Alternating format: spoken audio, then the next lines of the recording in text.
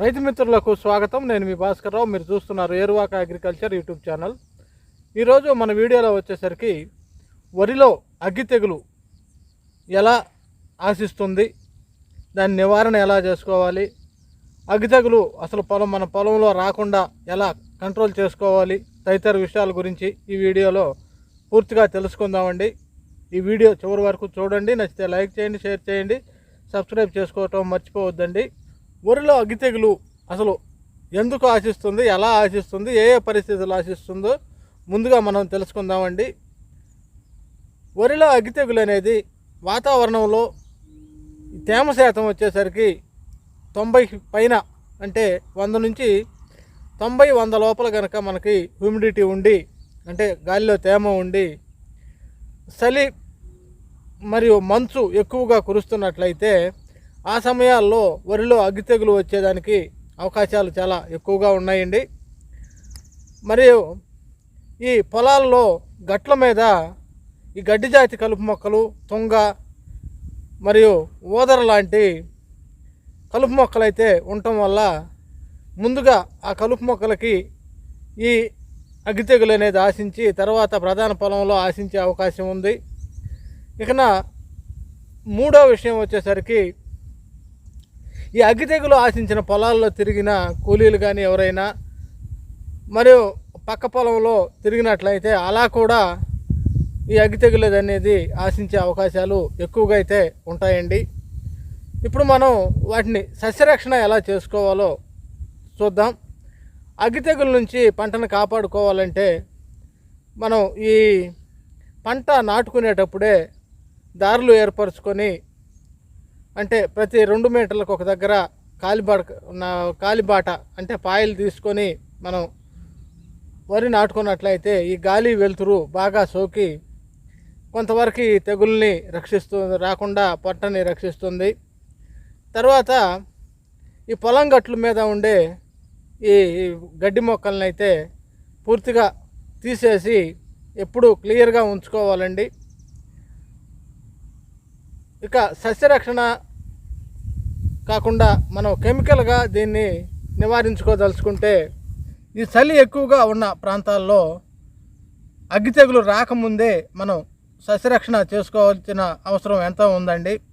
దానికోసం ముందుగా మనం 3వ దఫా ఎరువులు వేసిన తర్వాత పంట మంచి ఆకుపచ్చ రంగులో, లేత అరటి ఆకుపచ్చ రంగులో పొలం పెరిగే సమయంలో ఈ అగ్గి తెగులు అనేది ఆశించే అవకాశం ఉంది. కాబట్టి ఈ సమయంలో ట్రైసైక్లోజోల్ మనకి మార్కెట్లో దొరుకుతుంది, 75 WP. దీన్ని అనేక రకాల కంపెనీలు తయారు చేస్తున్నాయి. ఏ కంపెనీని అయితే పర్లేదండి, ట్రైసైక్లోజోల్ 70 WP అనే మందుని మనం పొలంపై ఎకరానికి 120 గ్రాముల చొప్పున స్ప్రే చేసుకున్నట్లయితే ఈ అగ్గి తెగులు ఆశించకుండా పంటని కాపాడుకోవచ్చు. దీన్ని సకాలంలో మనం ట్రైసైక్లోజోల్ వాడినట్లయితే అగ్గి తెగులు అనేది పొలంలో సోకదండి. తర్వాత వచ్చేసరికి ఒకవేళ మీకు పొలంలో 2% కంటే ఎక్కువ అగ్గి తెగులు ఆకుమచ్చ కలిగిన ఈ మొక్కలు కనిపించినట్లయితే ఖచ్చితంగా మనం ట్రైసైక్లోజోల్ పని చేయకపోవచ్చు. దానికి బదులుగా అమిస్టార్ టాప్ కానీ నాటివో కానీ మనం స్ప్రే చేసుకోవాల్సి ఉంటుందండి. నాటివో అయితే ఎకరానికి 100 గ్రాములు లేదా లీటర్ నీటికి 0.5 గ్రాములు మనం నీటిలో కలుపుకొని స్ప్రే చేసుకున్నట్లయితే ఈ అగ్గి తెగుల నుంచి కాపాడుకోవచ్చు. ఈ నాటివో ఇంకా చాలా రకాల శిలీంధ్ర సంబంధిత డబ్బులకైతే పనిచేస్తుందండి. అది వచ్చేసరికి మెడ విరుపు అంటే నెక్ బ్లాస్టు, ఈ కాలర్ రాటు అంటే గనుపు దగ్గర వచ్చే ఈ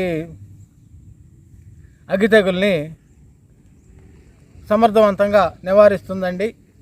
ఇంకా తర్వాత ఈ గింజ మీద నల్లటి మచ్చలు ఏర్పడి మనకి దిగుబడి తగ్గటం కూడా, లేదా ఈ నాణ్యత తగ్గే అవకాశం అయితే ఉందండి. దీన్ని కూడా నివారిస్తుంది.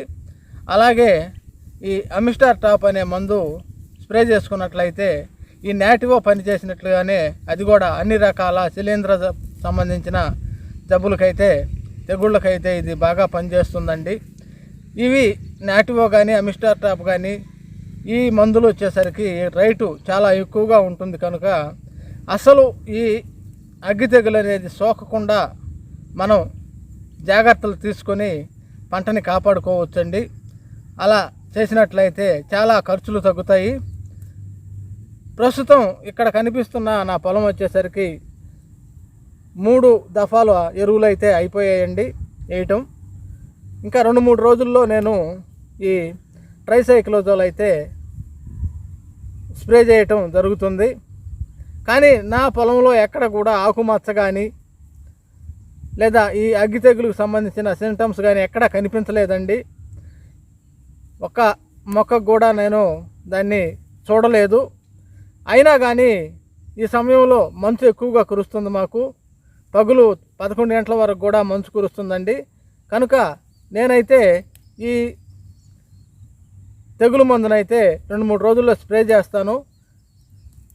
మనం ఇలా చేసుకున్నట్లయితే అగ్గి తెగులు రాకుండా అయితే మన పొలంని కాపాడుకోవచ్చు. మరో మంచి వీడియోతో మీ ముందుంటాను. అంతవరకు జై జవాన్, జై కిసాన్, జై హింద్.